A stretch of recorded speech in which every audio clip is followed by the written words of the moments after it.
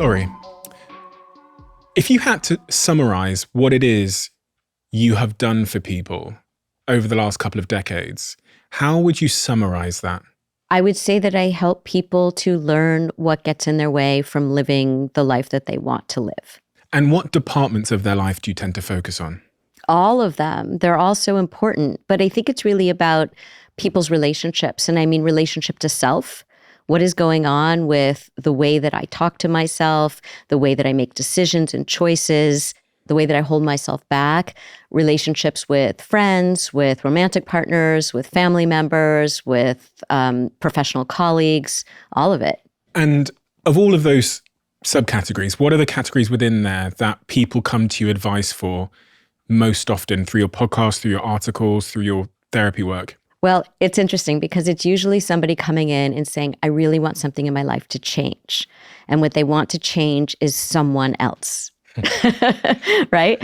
And so I think what they're surprised to find is that, yes, there are difficult people in their lives. You know, we like to say that before diagnosing someone with depression, make sure they aren't surrounded by assholes. So, there are really difficult people out there. But the question is, where's your agency? What are the choices that you're making? Are you setting boundaries with these people? Are you adding to the tension between the two of you because you're kind of in a dance and you're doing some old pattern that you're in with this person?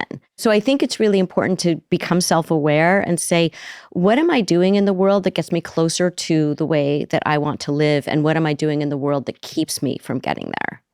And since you got into this line of work and since your sort of education in this area began, what changes have you seen in the types of questions and the types of issues that are being presented to you in a sort of clinical setting or online or through your DMs, etc.?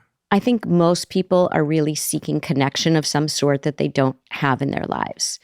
And there's a sense of being alone, whether it's, I'm the only person who feels this way, I'm so ashamed, I don't know why I'm so anxious or I'm so depressed, or it's a feeling of, I feel like I have all these sort of friends, kind of peripherally, or friends in the world, if you look at their social media, but they don't really have someone that they could call and say, I really need to talk to you about this.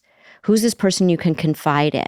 There are these studies that have been done where they looked at, several decades ago, how many people said, I have someone close that I can call. And most people had at least someone, usually a few people. Now, most people have zero people.